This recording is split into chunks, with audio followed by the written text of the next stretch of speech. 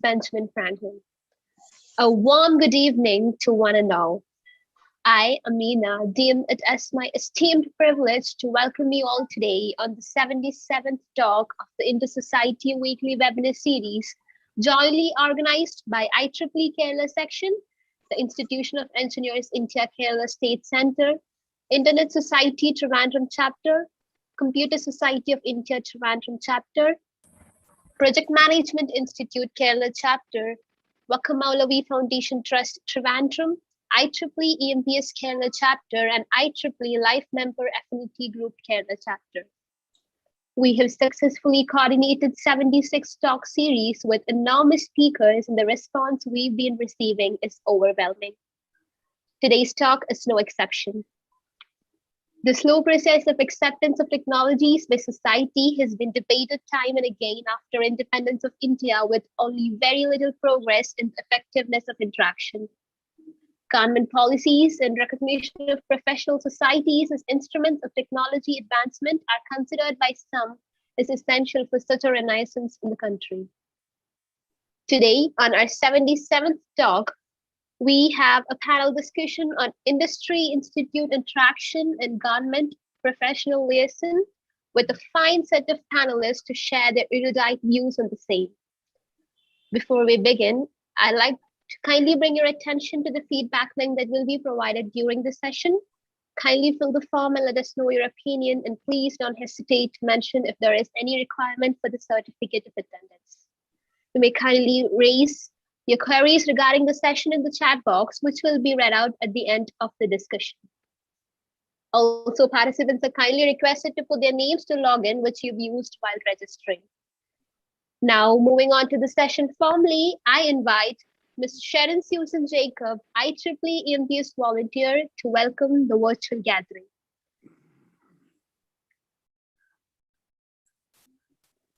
Good evening, ladies and gentlemen. Today, I'm indeed very glad to welcome most esteemed dignitaries around the world to this virtual platform. I welcome all the international professionals gathered here to attend the 77th Intersociety weekly webinar series panel discussion on the topic Industry Institute Interaction and Government Professional Liaison. With lots of gratitude, let me welcome our first panelist for the event, Engineer A. Suhair, Chairman, IEEE Power and Energy Society Kerala Chapter, Founder, Chairman, and Managing Trustee of Vakkom Moulavi Foundation Trust. On the other side, we have Dr. Saji Gopinathan, the Vice Chancellor of Kerala Digital Sciences. We are extremely glad for your presence, sir. Also, I kindly welcome the founder of Sahajivan Swaraj Initiatives, Dr. N Panicker, sir, as a panelist for today's session. Now, I welcome Professor K Damodaran, Fellow IE and former Director of S&T and Environment, ex-UN International Consultant. He is also an IEEE Life Senior Member. I cordially invite you to be the moderator for the panel discussion, sir. My assigned role will not be completed without welcoming Chair of IWWS, A.G. Harindralal sir, who plays a key role for the events throughout. Finally, on behalf of Intersociety weekly webinar series, I sincerely welcome all the professionals and participants joined for the 77th session from all over the world. I know you all are eager to get the insight from our honored guests, and I'm sure that this session will be informative and great time to be remembered. Thank you. Thank you, Sharon. Now I invite A.G. Harindralal sir, Chairman of Intersociety Activities Committee Kerala Section, to introduce a respected moderator and panelist for the session.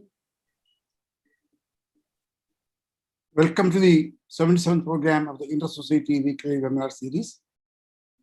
Good evening, good afternoon, good morning to you, depending on your location.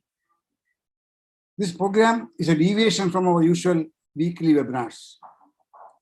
This is done to felicitate 4 IEEE members who are nominated to the 2 task groups of the State Planning Board 2 active volunteers, IEEE volunteers, A. Suhair, chair of the IEEE PS Kerala chapter, and Professor Samir, former chair of the IEEE Kerala section, and 2 IEEE senior members, K Damodaran, the former director of EMC, and Hari Umar, former director, ANER.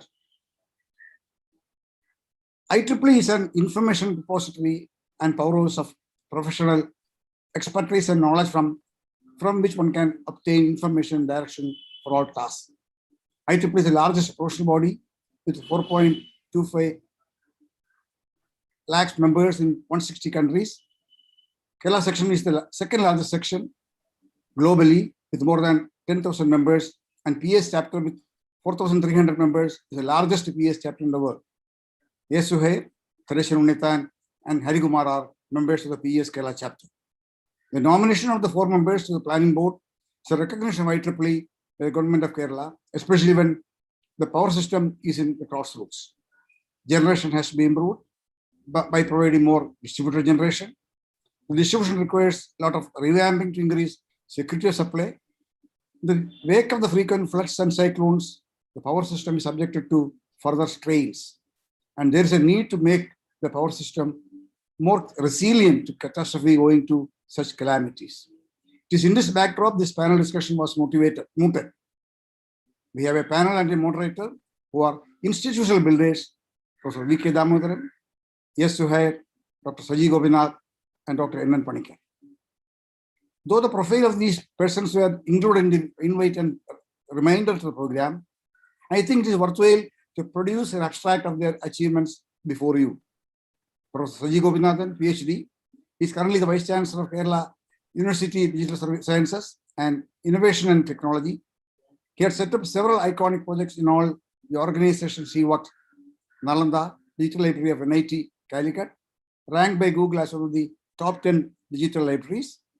Set up Asia's first synchronous e-learning program at IIM Kozhikode, first online program in the world to gain coveted EMBS accreditation. Set up campus of IIM at Kochi. As a director of TAPI Management Institute, Manipal, he could achieve the AACSB accreditation to it, the second institution in South Asia. Successfully organized PRISM project at Nadakav School, Calicut, which transformed an obscure government school as one among the top 3 schools in the country, prompting government to adopt the same model in more than 100 schools in the state. Supiksha, a rural livelihood project, which became a national model for women economic empowerment and rural entrepreneurship.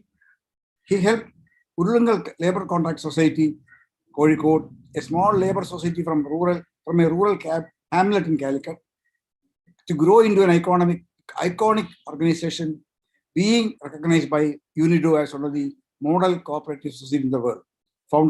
He is a founder, Dean of School of Management at Bennett University. K Damodaran, the moderator of the session, the program. He was a director, Department of Science and Technology, Environment, Government of Kerala, 87-95. Founder director, Energy Management Center, Department of Power, 96-2001. Managing director, International Network on Small Hydropower, Hangzhou, China, 2000-2005. Energy consultant, UNIDO since 2006. Fellow of the Institute of Engineers, life senior member of IEEE, and he is a member of many other professional bodies. He sowed the seeds of ANER and Rajiv Gandhi Institute of Biotechnology. He is either a director or chairman or a president of 10 other professional bodies. Dr. Suhair, he is chairman, IEEE Power and Energy Society, Kerala chapter, founder, chairman, and managing trustee, Vakkom Foundation Trust.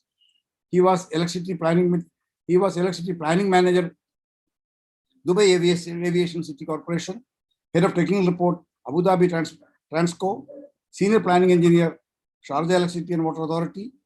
He was a guest speaker of the King Fahd University of Petroleum and Minerals, Tehran, Saudi Arabia. He set up and managed the first water management center in KSCB. He is also a life senior member of IEEE. He is a founding treasurer of IEEE Kerala section. He was chair IEEE PS chapter 2006, UAE chapter 2006 to 2010, chair of PS Kerala chapter from 2018 onwards, and the president of was a president of the Advanced Toastmasters International, UAE. Dr. N Panicker, his education experience at many places, including Trivandrum Engineering College, Calcutta University, Bombay IIT, and Woodsole Oceanographic Institution, University of California, Berkeley. His contributions to ocean engineering are noteworthy, well acclaimed all over the world, and include a dozen patents too. He is founder of Sahajivan Swaraj, synergistic self-management. His ongoing environmental rejuvenation initiatives are Tirupuzha Sahajivanam, Nitya Sahajivanam, Swaraj, and Nattukuttam of Kuttanad. Now, Prof. Damodaran, the forum is yours. Thank you very much.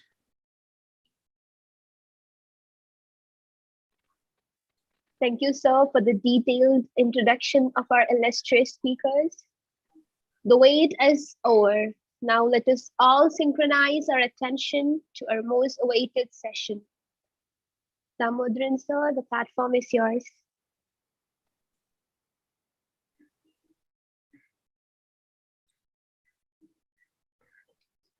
Sir, you are muted. Damodaran, sir, you are muted. Sorry. Yeah, welcome all the panelists, distinguished panelists, whose profile has already been presented by Engineer Harindralal. So I need not actually introduce all those aspects here. And as the moderator, I reserve my comments and views to the end of the discussion. Therefore, initially, all that I will say is why we have actually worded or selected a topic of this kind.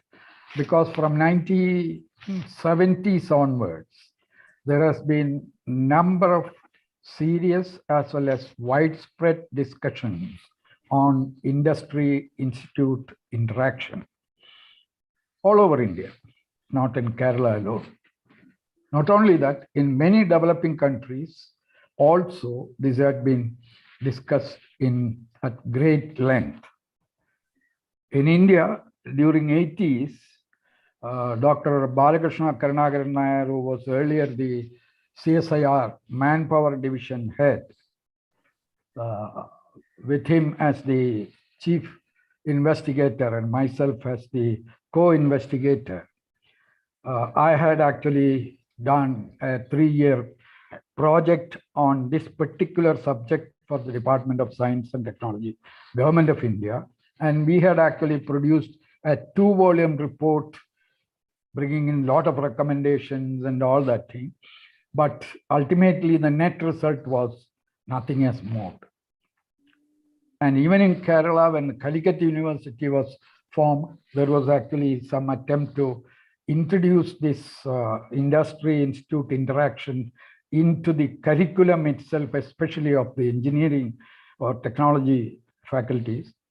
But that also, there were a lot of opposition from various sources, including from the academia, as well as from the industry, and that did not again take off. So this has remained a discussion of that point. But there was one thing, again, that in India, there was actually a discussion on lab to land that was mainly focused on science and technology contributions in the area of agriculture. That during the time when India wanted to build food security, it was felt that only 1% of the inventions and protocols or methods that has been developed by our esteemed laboratory chain of laboratories in the country, they were not transferred to the practical field. The same thing happened with CSIR as well. Many of the industrial technologies that has been brought out never saw an embracement or with the public or the industry as such. So this has been a very problematic issue of how to bring in a right coordination of this one. And why this discussion now? Present day technology expansion or its growth is actually almost not only exponential, it is explosive. And no academic institution or no industry in a developing economy can actually keep in line with, or at least very close to, what is actually happening or what is actually being found out, what is actually being formulated, can be directly absorbed by them. So, but there is enormous need for that, which has been accelerated by the issues of climate change, and recently for the last 1.5 years plus the pandemic, the COVID pandemic. So these have completely upset our system of development, the framework of development, the institutional setup, and how we use it. Similarly, the knowledge, the maturing period of knowledge, which is actually proved for trial. To reach the field, there is a little bit of a problem. Much on the spilled milk of our attempt to bring in a kind of harmony between these two, but to look at points of how positive suggestions and recommendations or even ideas that can come from professionals who definitely have the up-to-date knowledge of current day technological information. So for them, but the utilization by government, industries, or even the universities of this fund of knowledge and experience is of a very, very low percentage.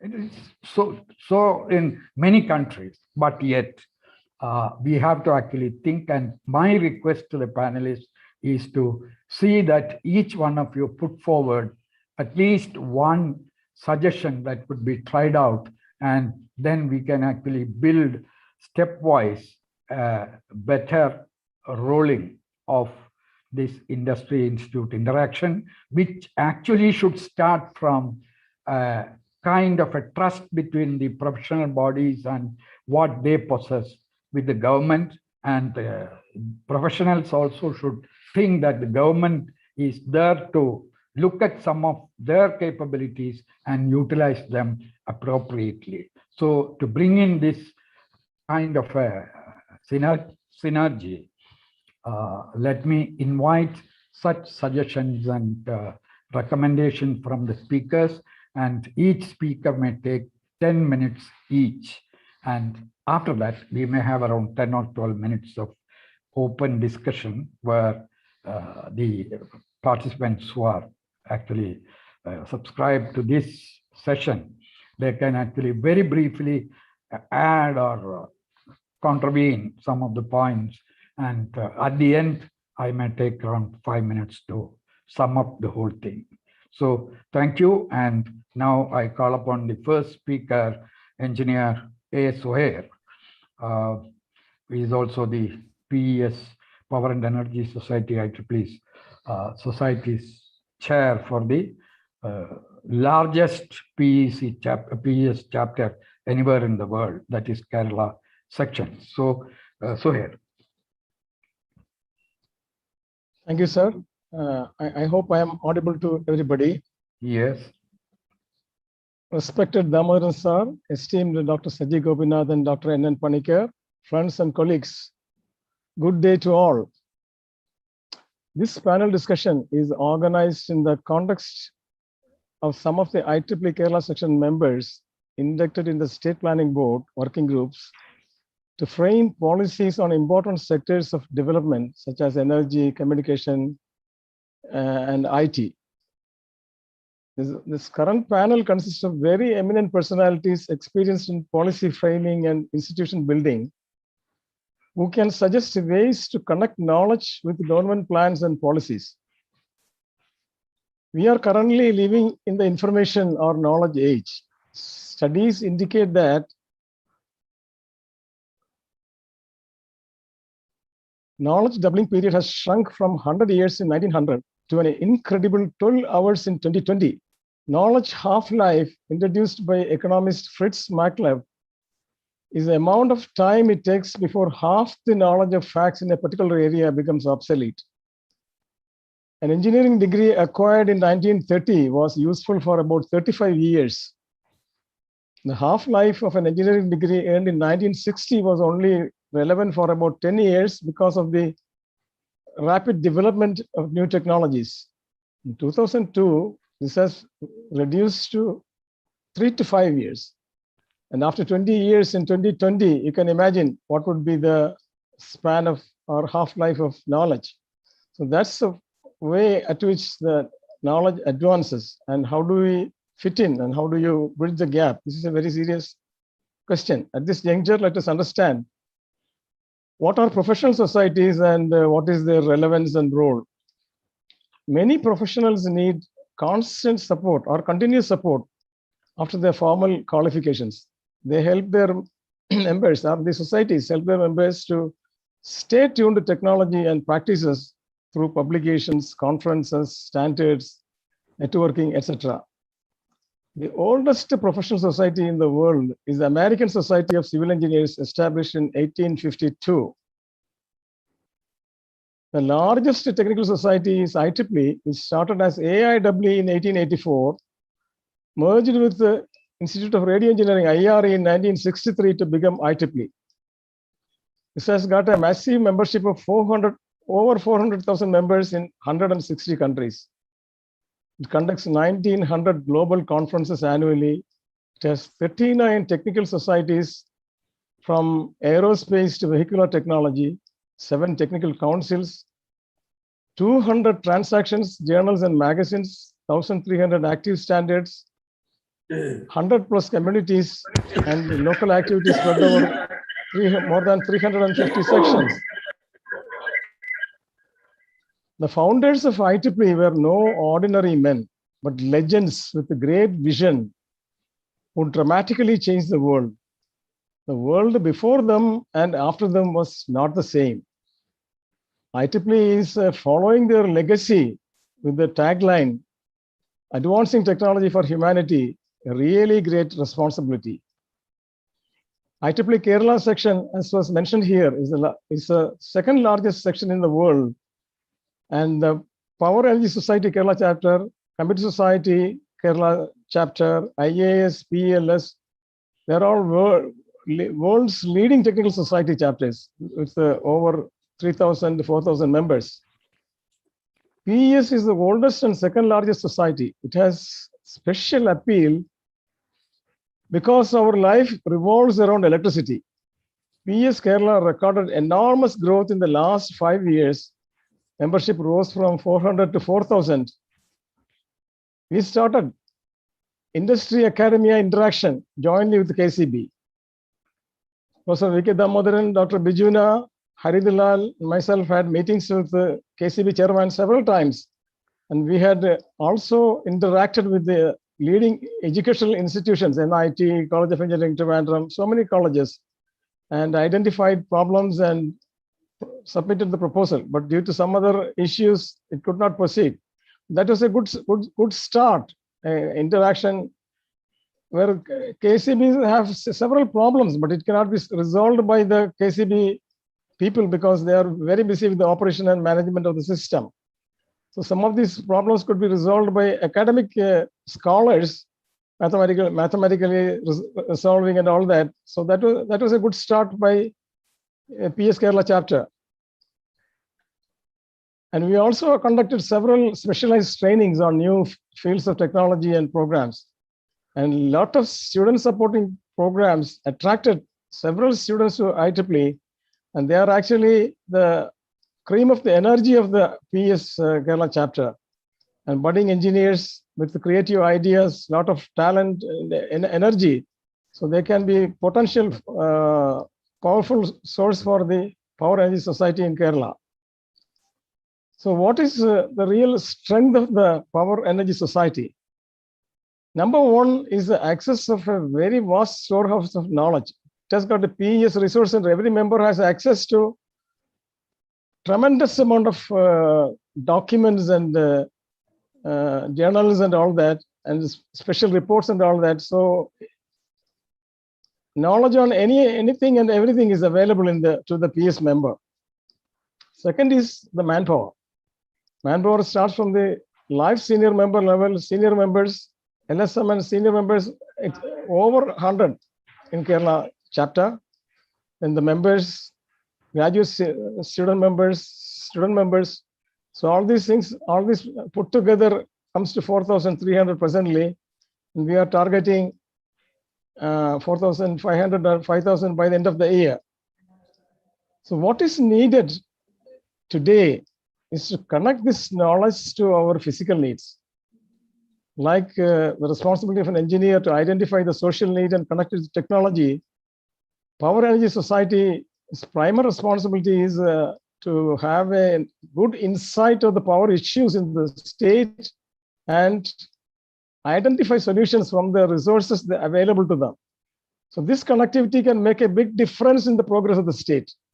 So a combined effort by the utility, by the industry, by the academia, and Power Energy Society as a coordinator can play a big role in evolving sound policies for the state.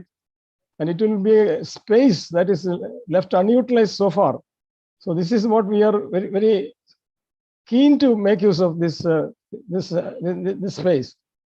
Actually, power system is facing a lot of challenges in the RE integration, the renewable energy. So it is functioning in a different level. Before KCB was producing and everybody was buying. Now people are producing and KCB is buying. So the roles are being reversed and new challenges are coming up. And now the new trend is planning, resilient planning. This is the most important thing, because climate change, global warming and all is creating a lot of disasters, natural disasters that the system, the power system should be able to withstand. So the design should not be as before, but now it should be able to withstand flood or drought or hurricane, or so many things are happening. It's frequent now. It's a routine affair now. So the planning style has to change. The new technologies and new methods, new way of thinking has to be brought in. So this is where the strength of Power Energy Society, wherein 4,000 young students and young professionals, supported by very experienced senior engineers with experience, can play a big role. And I'm sure that the present thinking of the government to induct or give a space to the IEEE or Power Energy Society in the planning process makes a big difference in the way it has been functioning. And I think they should be grabbed by PS to show their capability to bring in solutions. That is the challenge of the century. So I don't have time to list all the problems, but this, I believe, is a great opportunity, and we congratulate the planning board for considering this unutilized strength of the state to make a better planning and a vision for the future of Kerala. Thank you very much. Thank you, Engineer Suhair. Of course, you have saved 1 minute, if I would say. Anyhow, you have cut to the time and you have brought in one dimension of the problem, which would lead to solution. Now let us hear Dr. Saji Gopinathan, the Vice Chancellor of what we call the Digital University, whose profile has been read out here. And yes, enormous experience in actually having this liaison with the government and the professionals in various sectors. So let us find out what Dr. Saji has to tell us. Dr. Saji. Thank you, Professor K Damodaran. Dignitaries and friends, it's a very topical relevance for this topic. And at the outset, let me congratulate all the members who are becoming a part of the planning board working groups. And I think I will have a privilege to work with Professor Samir, because I believe I'm also part of the working group in which we are looking at the IT and electronics industry. So I would like to put this topic, we are looking at the linkage between institute, industry, and the government, and the policy framework of the government. in three perspectives. So let me just share a very brief presentation just to as a pointer, as a sort of a placeholder. To me, there are three elements of partnership or the challenges which we look at. The first is what we call as a dark fiber. I mean, this term is not given by me. It's a term which is used by the PSA to Honorable Prime Minister when he refers to the research happening in various institutions across the country. Prof. Damodaran mentioned it at the start, where many of those knowledge which is getting created doesn't actually get translated into the action. So there is a dark fiber lying across the country, across the state, which if we can actually light up, can actually make a substantive change in the economy. And I think the planning board also is thinking in that lines. I'll briefly discuss on that. That's my first one. The second, obviously, one of the very key element an institution does is on creation of this knowledge. And as Kerala is moving to a knowledge economy, how do you translate this knowledge products into something which is tangible is a very important element. The second element, which is what mostly our institutions are focusing on, is creating talent to drive the industry and the economy around us. But that's basically where the concept of employability comes into picture. So we will briefly look at the challenges on employability. The third thing, again, going back to what Professor Damodaran mentioned about the shrinking technology life cycles and the newer cycles coming up, there's a huge amount of relearning requirement which academia need to play along with the industry. So I'll briefly touch upon each of these things and from the experience which we have and also on some of the projects which we have done. If you look at the first element where we know that the research is happening, there are a lot of agencies funding this, but somehow not even 1% of that is getting translated. Government of India came out with Agni project, but they found that they are not really getting enough from the academic institution to do that. So when you look at, we can actually say that the real problem is this. The real problem is that the academia generally generates up to what we call as in the technology readiness level, maybe up to level 3, or at best, some of them which are really better funded at level 4. What industry requires is at level 7 or level 8 or level 9, where people have actually tried out in the field and then checked it. Now, the real challenge today is that there is a gap between these two.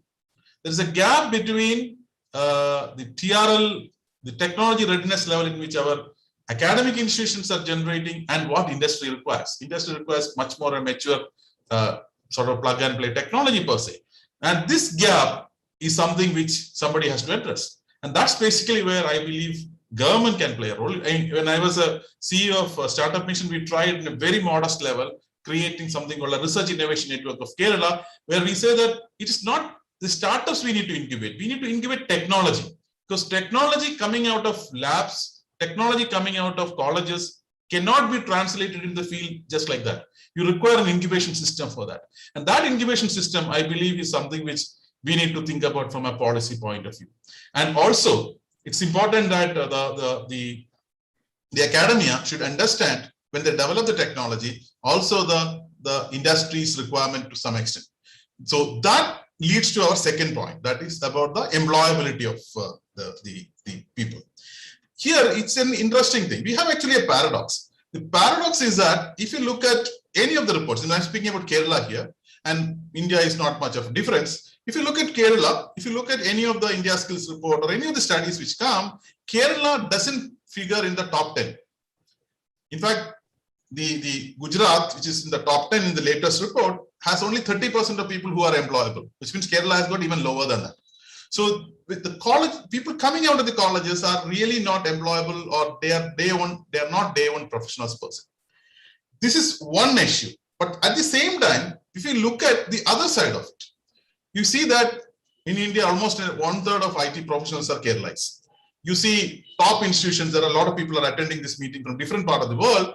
Many of or most of you have come out from our institutions. So how did people lead institutions if they are not employable? So there is some sort of a paradox here. At one end, we say people are not employable. At the other end, we see that a lot of Keralites, disproportionate share of Keralites leading science, technology, many of the societies and things like that. And a lot of international eminence people are there. So this is a challenge we need to ask, why this has happened.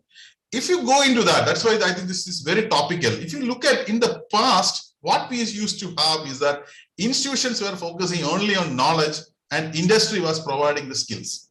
Industry take them, they actually undergo through a hands-on training process and they actually make them skill, because skills make them immediately employable. Knowledge makes them lifelong employable. Without knowledge, skills of no meaning. But because these technology life cycles are shortening, which I think we have discussed earlier, where the time period of technology is very short, today's industry don't have that flexibility. They wanted somebody who comes into the organizations with their own skills. They don't have, it is not an automobile technology which is mature for around 80, 90 years. We are speaking about a computer technology. We are speaking about the AI technology or blockchain technology, which is going to become obsolete in 5 years. So you cannot really think about somebody who will take 1 year to get trained in that. You really require trained people on day one itself. So education institutions now have a different role. The role that they need to do both knowledge and training. How do we do that? What is happening today in many parts of India and especially in Kerala is that education institutions do knowledge, somebody comes and do the skilling, and skilling gives you job, so students or the talent is not interested in knowledge. This will create a long-term suicide or long-term destruction for the institution, for the society per se. So here is an element where the faculty have to really start understanding that knowledge and skills are not different. They have to be incorporated within. How do we do that? The only way we can do it is that faculty should get trained in industry, not the students. We have student internship. What we really require is faculty internship. I'll not say internship, faculty immersion in industries. There is a project which we are now floated, which is under the consideration of the planning board as a part of the Kerala Knowledge Economy Mission, where we say that at least 1,000 faculty members, 1,000 engineering college teachers should spend 8 to 10 months in industry as working as industry professionals. Understand the nuances of it. They have a good knowledge, they have PhD degrees, they have all the knowledge. Now understand the specifics of the industry, nuances of the industry. When they go back, they become the teachers who can actually impart skill and knowledge simultaneously to the students. That can actually make a big change. We call it as a FIAP, that is a faculty in industry immersion program. We already had a discussion with major industries and major industry groups. They're all possibly interested to, we are very interested to support that. So this is one of the proposal from us saying that can we actually look at faculty become industry ready, which in turn creates students being industry ready. That leads to the third point which I mentioned, that is the third point of the relearning. Now, we know that academic institutions are the ones which are the powerhouse of knowledge. But many times we know that the industry, except they may meet individuals for consultants, etc., except a few institutions, they actually don't come back to the institutions for the relearning purpose. Most of my time I spent in IIM Kozhikode and in some other IIMs. For us, as a part of our performance metrics, we have to actually have industry training. That is not we get trained, but we train industry as a part of my performance metrics. How is it useful for me? It is useful because it helps me to know that what is the latest happening in the industry. I will know what is happening in industry, which actually translate back to the students. So that's why all IIMs, when they started itself, they ensure that industry training, management development training become an integral part of the performance itself. So these three aspects, understanding the industry challenges, creating a policy framework which do the translation. So there's need to be a good translational engineering center and a model to do that. Incubating the technology which addresses the dark fiber issue to some extent, which create a huge number of knowledge industries. Second, making faculty spend time in the industry, working as industry professionals through an industry immersion internship program. Government should fund that. And third, making sure that industry training become a part of the faculty's performance metric, which enhances their research, which enhances their other abilities, teaching, etc. That it may be a comprehensive framework which we may have to implement and which can actually make a big change. And I'm sure that organizations like IEEE, I'm also associated with PMI, is one of the Intersociety is part of it. PMI does this in many different extents. So such agencies coming together and creating that environment can actually make a big difference in the challenge which we are facing. So that's from my end. Thank you, Professor, for inviting me to share my thoughts on that. We'll be happy if you have any questions at the end. Thank you. Thank you, Professor Saji Gopinathan. Just a wonderful part of discussion, and we have also put forward a very important suggestion about which we will have discussion later. Now, let me straight away call my friend Dr. N Panicker for his presentation. He has also a lot of experience all over the world, and even as an engineering student, I know he had some suggestions in some of these areas. With all that, let me invite Dr. N Panicker for his presentation. Greetings to all. Can you hear? Yeah. Thank you very much for this opportunity to talk to the engineering professionals. I will be talking slightly different from the way Engineer Suhair and Engineer Gopinath has presented. The perspective will be from a community activity, a series of community activities that resulted from long years of experience in engineering and academic, professional, industrial, research and development, and all kinds of experience, as Dr. Damodaran mentioned, even innovations and inventions. But the emphasis, may I share my screen? May I get permission to share the screen? Yes, you do have. Do that. So you can do that. Okay. Permission.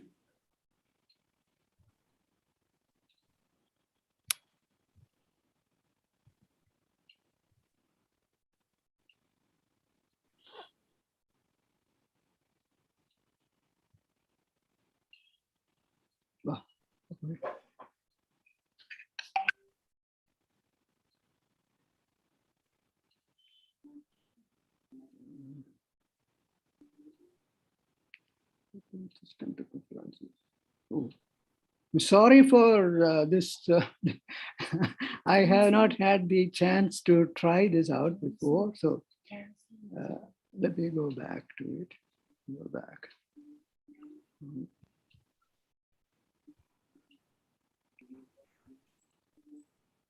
Sorry for taking the time.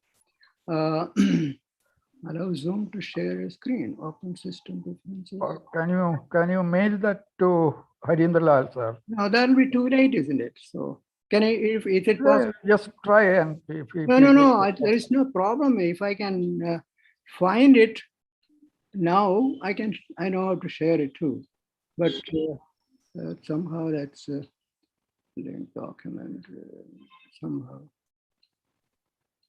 Sorry for that.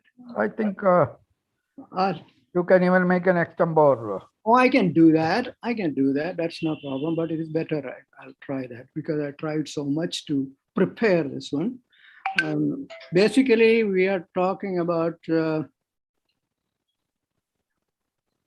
allow Zoom to share. Ah, here it is. This is what is it. Allow Zoom to system to. This is what it is. And allow system, open system preferences. Okay, here it is. If I continue, this is where I got it. Now, where is the other things coming? Oh, it's right here. Access.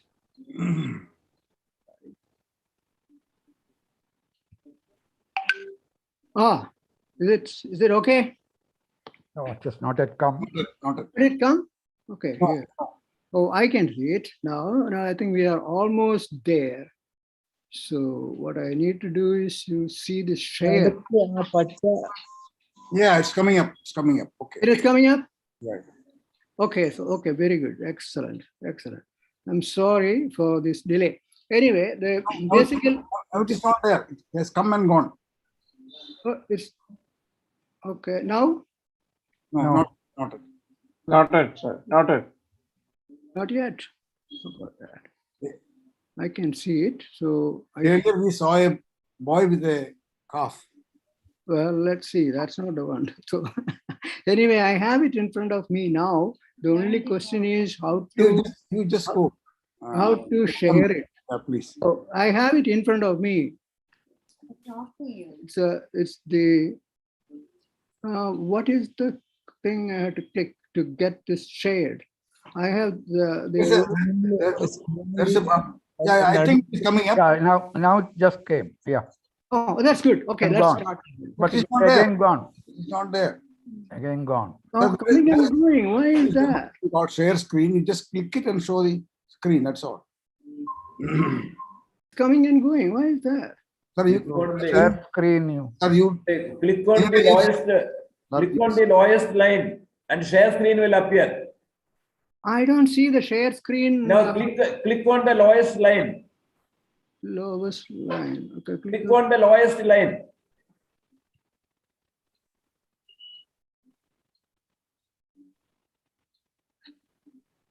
On share screen will appear. My gosh. Participants chat share screen. Gosh. I Sir, don't see. I don't see the share screen. Yes. sir, On the lowest line, where the toolbar comes, taskbar. sir, please send me the file. Well, that's not possible now. I'll probably either I present it or I'll do it extempore. I cannot do both at the same time. But anyway, what somebody said, there should be a share screen shown. I don't see. And on the taskbar, lowest bottom. part of the screen. Taskbar, where the mic and Normal. Lowest part of the screen, you click the mouse. I can green, see the green slide, button. I can see the slideshow here. Again. Not on the. Sir, at the bottom, can you On the see Zoom a window. green icon? On the Zoom window. What is it? Zoom window. There is a green button. Zoom window. You are pressing on the wrong window. Oh, I see. How do I get the Zoom window? It was there some time back. It's gone. It's still, it's my screen is seen now. Nothing else is seen. No. On your Zoom window, press on the bottom line, that is the taskbar. Then that participants share screen, all things will come up. That's what I'm not getting. That Zoom window is not what I'm. Here I get the Zoom. I'm going to go on to the Zoom first. Okay. Okay. And at the bottom of that screen, you click share screen. Yeah. I get share screen. Okay. What else now? Share again. Share again. Ask for selection. Ask for selection. Which window you want to share? Oh, the window I have. Sahajivan, Swaraj, that one. It's not there. Oh, come on. I think you better now do an external. I lost in fact, you lost a lot of time now. Yeah, let's share. Come on. System preferences.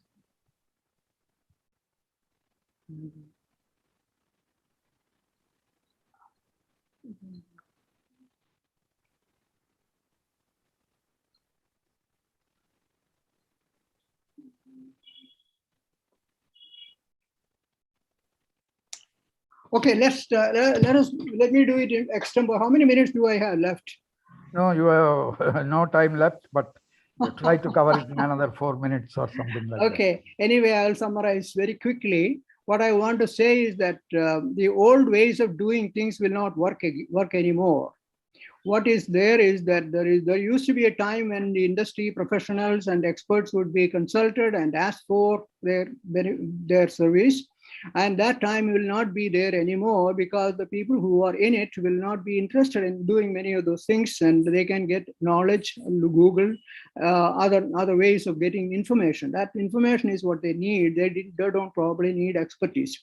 So the time has changed where we have to do this in a very enthusiastic manner to demonstrate that we have a role to play. And what I am suggesting is that we have to come up with initiatives. We had to do things. We had to offer initiatives rather than somebody find us for our service. So what I'm suggesting and what I'm trying to do myself is to come up with initiatives. Initiatives basically in various areas. One area would be the environmental rejuvenation. We have started 10 years ago, the Thirur Pura Sahajivanam, the rejuvenation of Thirur River. It's a multi-purpose, multifaceted project. And the next one is 30R, Sahajivan Swaraj. And then 30 years ago, we started Natukutam in Kuttanad. And now very active, doing things in a very, very different way in a remote village, using the most modern technology. And we are offering the initiatives to government and all who want to get anything about Kuttanad. So we collect all kinds of expertise from all over the world in doing that. So that is one way of suggesting, that is an initiatives in that area. Another initiative I want to offer today is that what used to have Grama Sabhas, we had them in the villages, and we had the Janagi Asutranam, the offering of planning from bottom up. These things have to come back now, or they are virtually not there now. And then another area is the Mahatma Gandhi the employment opportunity, that is MGNRA. That's an opportunity. It used to be for the poor people, and now it is available for all. So why don't we suggest we take the card? We can also get the employment card from that, and take the card and then offer our service, work with these poor people. If we don't want the money, you can provide, you can just give that money, whatever you get, maybe a week, once a week or whatever. And so that way you will understand the needs, and you can communicate with the common people. So that is another offer. In fact, that is a very important development that we had to pursue, because the way Panchayati Raj is not working, the way Grama Sabhas are not working, and the way things are happening without people's consent, and it's against their interests. There are so many things, so many instances like that. So that's one. Another one is a total change in mentality. The way our mindset has to change.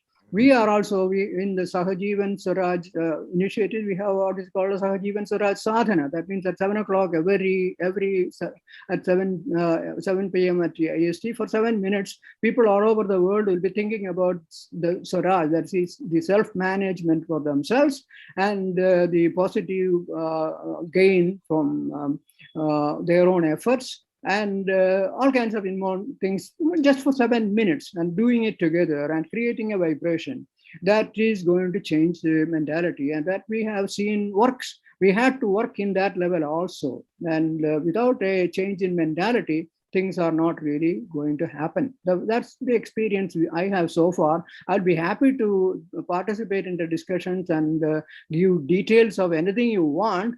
And sorry for not providing the solid information I have for these examples I have cited. So let us have discussion. I will not take any more time. I hope I have not taken any longer than I should have taken. Thank you. Thank you, Dr. Panicker. Now, with Harindral's permission, I don't know whether we can exceed, because I would like to give at least 10 minutes for interaction by other participants, and then 5 minutes for me to conclude. Is that okay? Sir, we can go up to 20-25, no problem. Okay, thank you. So now I think those who want to make some observations, comments, or new suggestions, please, without any introduction, without even, if possible, not even mentioning names, just come to the point. So, like 1 minute, you should be able to bring up some point. Please unmute and speak up. Let me complement some of the points we heard from the panelists, sir. And in fact, you know, when introduce yourself, Varghese. Yeah, myself, CM Varghese, and also part of IEEE, and presently is the chair of Education Society. Okay. And when Mr. Engineer Suhair told IEEE PS can do quite a lot for the energy industry, I'm sure it will happen in the immediate future, and with the present structure of a planning board, sure. And I'm really happy to hear from Dr. Saji Gopinathan. When you say the gap, the technology need by the industry and what academy is having is so big, it's 100% correct. And also when he says the academy is in a position to give only raw employee against the requirement of employable employee, 100% correct. And up to a certain extent, the solution is suggestion, the industry immersion could be a solution. But let me add one step more. At least a part of the teachers in the academy must come from industry, at least might have some good experience from the industry. Then it automatically, many of ours, this industry academy linkage, the issues will be resolved. And when we say the industry, it is not the large industry as far as Kerala is concerned. You know, Kerala is a place of micro industries, not even small and medium. So we should be in a position, the academy should come out and support this micro industry, in turn, helping the state and generating a lot of employment. I'm sure if the startups are linked with these micro industries, it will be a great help for the micro industries, as well as the success rate of the startups will be much more. That's all I have to comment. Thank you, sir. Okay, thank you, Varghese. Now, who is the next? Yes, please. Mohandas, Dr. Mohandas. One point which Dr. Saji Gopinathan mentioned is about the faculty training in the industry. See, such a scheme is there for the last several years. And NIT College and REC College, we had a few staff members that gone to the industry in AICB and all. But you know, this occasional going into the industry and coming back, it helps only the individuals. As such, you know, it may not have any real impact unless there is a positive return from the industry. Because unfortunately, as Dr. Varghese was telling, see, the industry has no confidence in the academia and vice versa. Because industry wants things within a few weeks or a few months.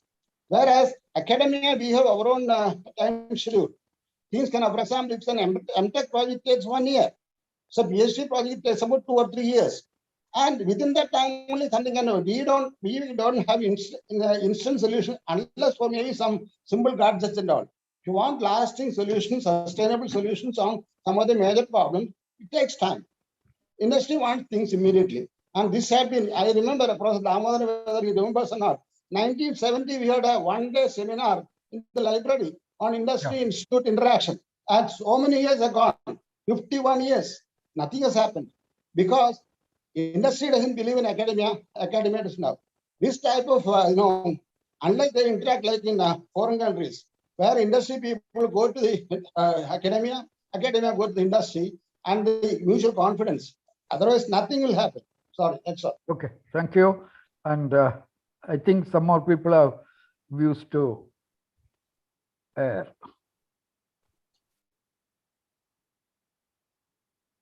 Dr. Pradeep, no. Okay. Good evening, sir. My name is Dr. K Damodaran. Yeah. I was working in the industries department for quite 25 years and a retired director of Kerala department.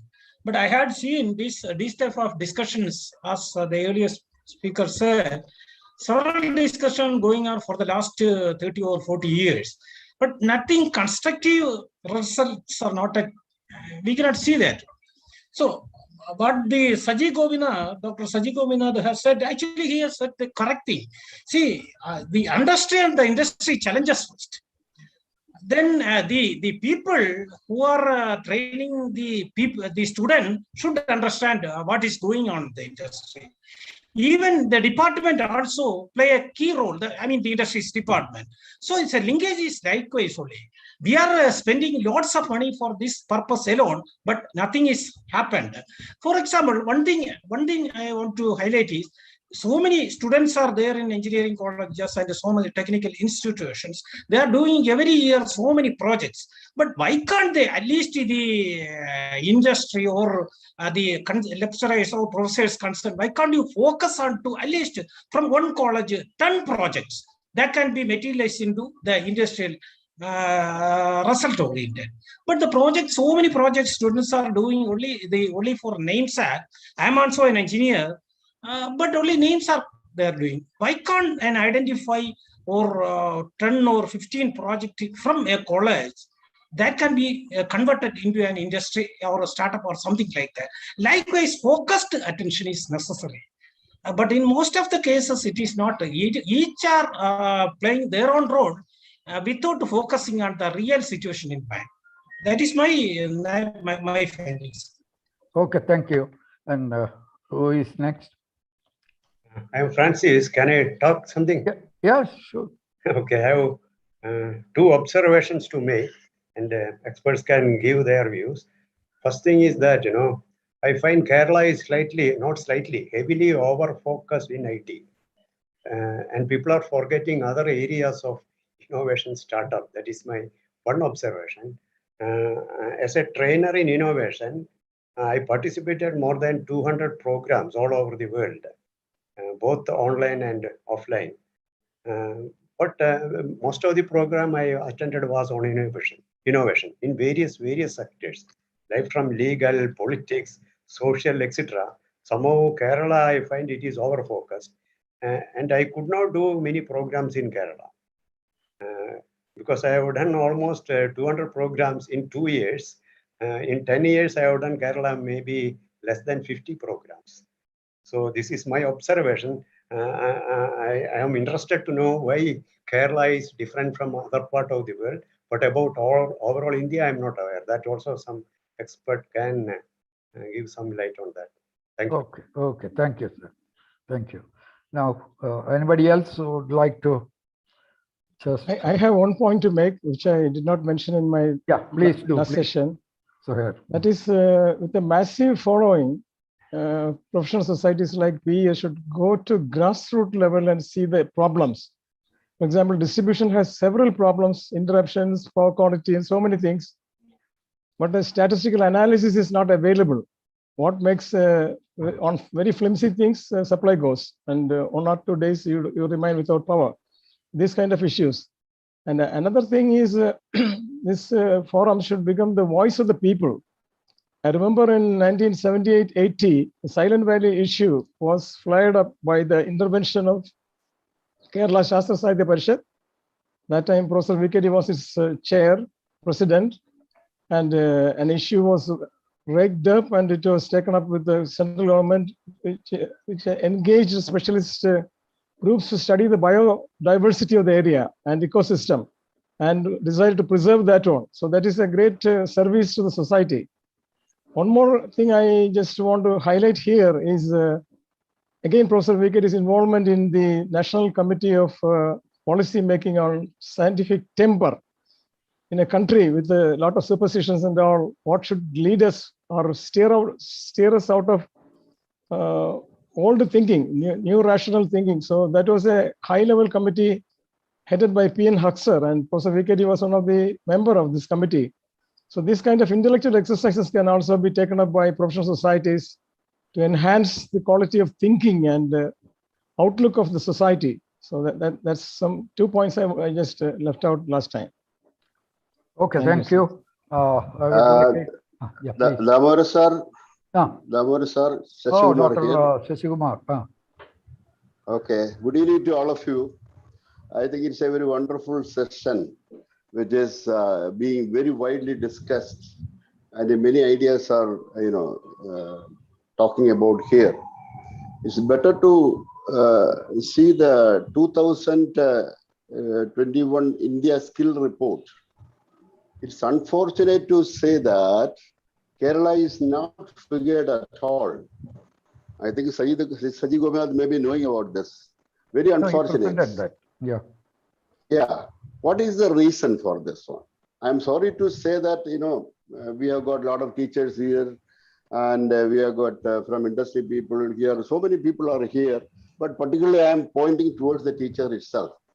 Because, I've been in the field for the last 45 years, industry and training and all these areas I am there.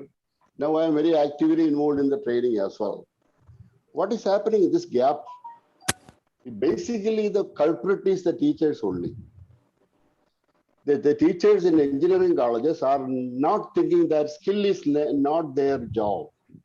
They keep skilling is something untouchable. Unless this attitude change, we cannot do anything here. That is number one. Number two, in the academics, universities and all, what we've seen is the syllabus revision and so many things happening. Only academics with a PhD with experience by virtue of their position, they are put in the role. They cannot do wonders here. So as long as we don't make a drastic change in the knowledge level and the attitude of the teachers in the engineering college, I'm sure that this gap will remain same and Kerala will not be anywhere. Thank you. Okay. Is there anybody else who would like to say? Otherwise, I will. Yeah. Hello. Yeah, please. Hello, sir. Who is... Can you hear me? Yeah, you mention your name and start. I'm Krishna Kumar, representing KCB Engineers Association. Yes, please.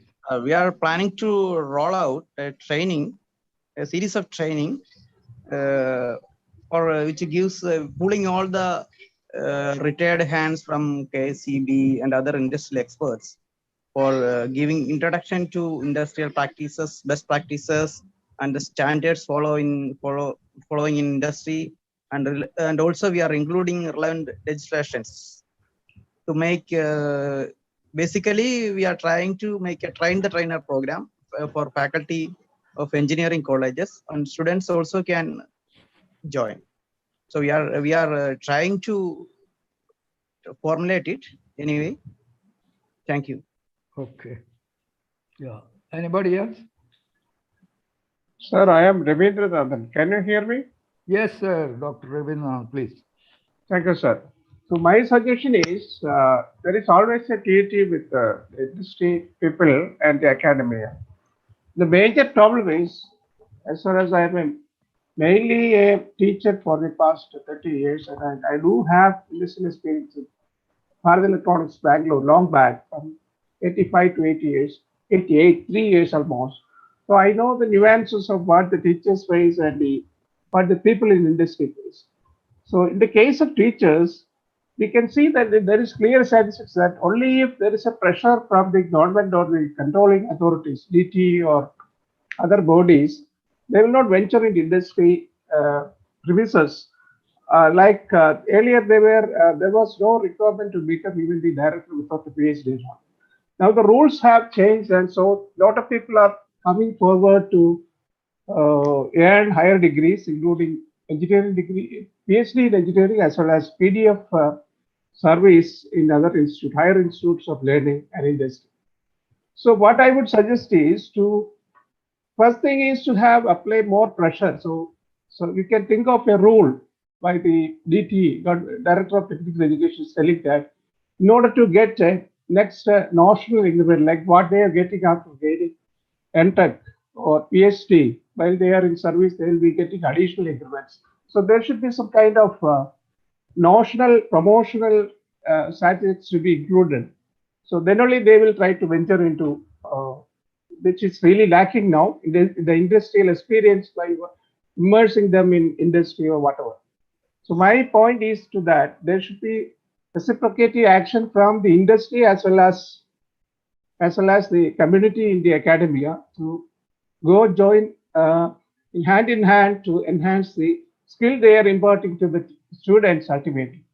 So from the industry also, there should be a sincere effort to provide provisions or provide opportunities for the people from the academia to develop their skill set and practice in the industrial processes. So this is what I have to add. So there should be, first point is there should be a kind of notional increment or something which has to be included in their curriculum and service rules.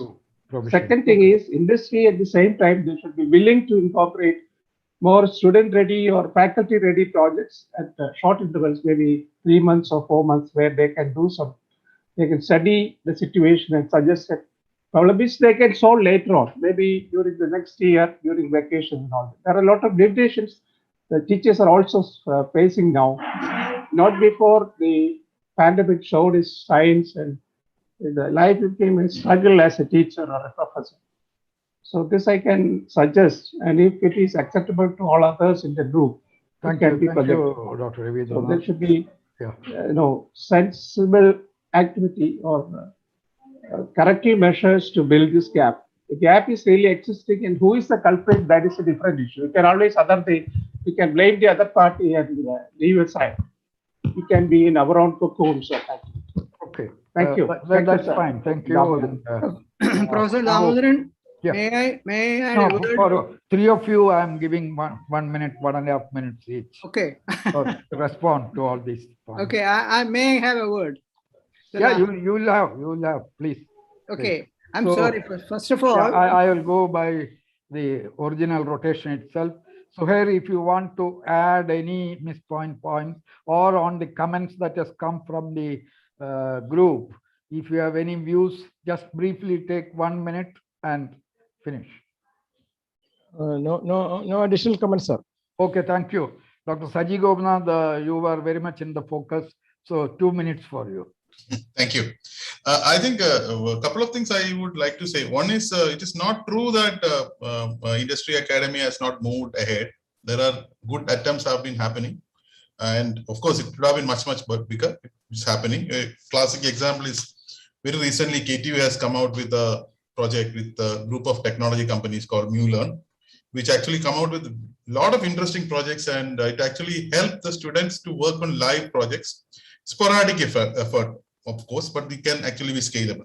Second point which I would like to put here is about the point which Mr. Varghese mentioned about why don't we have industry level faculty.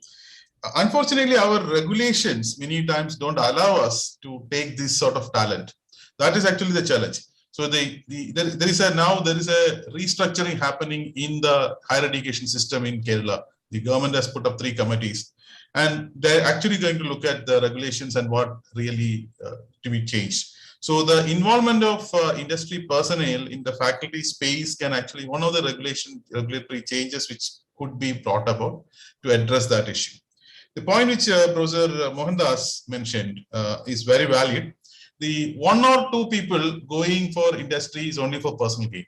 So anything which you need, you really require a critical mass. So that is the idea which we are speaking about. We are not saying that one person will go. Kerala has got 15,000 engineering teachers. If 10% of them go to the industry in next 2 years or 3 years, you make a big change. They actually touch on the others. But if 1 or 2 goes, it doesn't make sense. And here we have actually put up a proposal to the government saying that pay them the full salary, just like QAP has been given for getting PhD degrees, etc. Have an FIIP to get it on that. That actually answers me. I have a slightly different view with what the professor said earlier about the employability. I agree that Kerala doesn't figure in employability, but if you look at outcome figures, that's why I showed that. That's a dichotomy. We have people, people sitting here, for example. Almost all of us came from this system. We are our own people have made some excellent inventions, excellent products. How does it happen? Because colleges are still giving knowledge. They're not giving skills. And they are not giving skills because teachers don't know how to give the skills. For that, they need to know what is happening in the industry.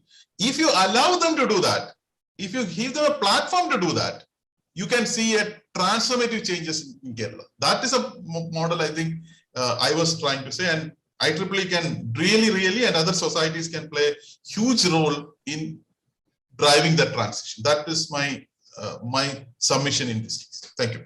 Thank you, Doctor. Thank you. Now, Dr. N Panicker. Sorry for not. Very brief. You just give your point. My point is that there is a particular need for creativity and innovation in the whole idea, initiatives, and people have to have the courage to come up with ideas and then implement it, and then show that they can implement it, because without showing that, the government will not accept it. And that can be done by actual activities with the people. And so there has to be a different approach, in my opinion, in the engineering education itself. And the values and other things are going to be much more important in the future. Thank you. Okay, thank you, Dr. Panicker. Now I will take some 3 or 4 minutes to just sum up and also to press 1 or 2 points that I feel very strongly about that. First thing, just let me make a comment on Dr. Krishna Kumar from KSCB's comment of KSCB giving training to teachers. I think the terminology there is a little problematic. We should never say training to teachers in the industry. Rather, I think when I was in Clausthal Zellerfeld Technological University in Germany, I used to find that the most of such technical universities there those days, they had actually a provision where the teachers go to industry. They work with them. There is nothing like turning. It is actually learning. Learning at the same time, the others are actually teaching them also. But you don't say that. You just go there and spend some time there, maybe 1 month, 2 months, 6 months, or even 1 year. And then their problems are actually studied. Sometimes suggestions are given for solving. Similarly, for his research, he takes some points from there. So this kind of an interaction where both are respected at same level. That is not one fellow teaching the other, or this fellow going and undergoing a course in the university. That should not be the thing, because at professional level, we should actually respect the seniority and knowledge and the experience of the other party also. So that is one thing, that the approach that we should have in this, any solution that we try, it shouldn't be as if one side is lacking something and we are going to make up for that. And similarly, I don't want actually the government to accept, or the government should actually appreciate and understand and appropriately utilize the talents, skills, and the knowledge which is outside the government, what I should say, in the purview of government institutions. So that should be the approach of something like give and take in a very, very free and understanding way. That is probably one of the approach. And I find Dr. Saji Gopinathan's suggestion of having, I would even say that it should be something like mandatory, a percentage of the teacher, because even when the QIP scheme came for engineering teachers to go and obtain olden days MTech, later PhDs, all these things, a percentage of the total staff only will at a time go. Like that, without affecting the regular work, we can definitely have this kind of an interaction platform where there will be continuous interaction between these things. And we should not also, as Dr. Mohandas pointed out, that is a problem from the academic point of view, that your two year is required for completing an MTech study, 3 year for a PhD. But many of these problems cannot actually wait for that long. And not only that, it doesn't require that kind of a long study solution. Many a time it is easy, an experienced academic and an experienced industry people sit together and discuss problems. Many things can be solved, because right from the beginning, in my thing, when I was in India Engineering College, undergoing technical teachers training for 3 years, every vacation, I used to go to industries, powerhouses, and wherever I went, we used to have a lot of discussions, and some of the problems there were actually solved then and there with some suggestion. The moment they get one strip of point, immediately then they will do the thing. Similarly, when we hear something, suddenly something back in our mind comes. So like this, there are a number of areas where quick solutions can be given by experienced people if they have the mind to learn and mind to solve. So that way, I appreciate that this scheme be considered as a major advancement in the industry institute interaction. That it is not actually institute, it is actually the knowledge base and the industry, or what you call the practical side of it. This has to be brought closer so that the problems need not actually travel long distances in terms of time and also expenditure. So this was actually something that we tried with KSCB a few years back, but when the top person changed, the view changed and that could not be conducted. But it's even now in many engineering colleges, there are actually cells. And somebody was also mentioning about 10 or 15 projects, industry related projects. In fact, this had been happening with NIT while I was teaching in NIT. I remember, I think later also they continued that practice. Number of industry related projects are even for the first degree, BTech projects, it is happening. Maybe we can still further increase it, and some of the topics can be what are actually gathered from the industry, because they should be made to inform this to a database, and from that database the colleges, depending upon the expertise that is available in that institution and the interest of the student, they should actually try to farm out those projects. So that kind of an approach, I think. So ultimately what I find is through this discussion, to sum up, what I have found out is that there is a way out, and all that is required is both the sides should actually close up. And when we say government liaison, it is not with the state government or the central government alone that is required, but more so what now we can do is in the development area and in getting to real practical problems, you find that the local governments are very much involved in planning, and they lack this expertise within their administrative structure. This is where that will be a wonderful ground for interaction, and some of the problems can be solved at that level. And at the state level also, government either through the planning board or through some specialized and specific committees also, they can actually get expertise from professional societies as well as from the academic institution, which should, according to me, be each institution should have a what I call a knowledge level. In olden days when the USSR was there, entire republic's power system, those days there was no digital thing, no computer, nothing. They were all analog solutions. They had actually analogs of every power system of every republic, and any problem, it used to be referred to the Moscow State University, where these things were there, and they used to solve these things by analytical experiment and then give the solution there.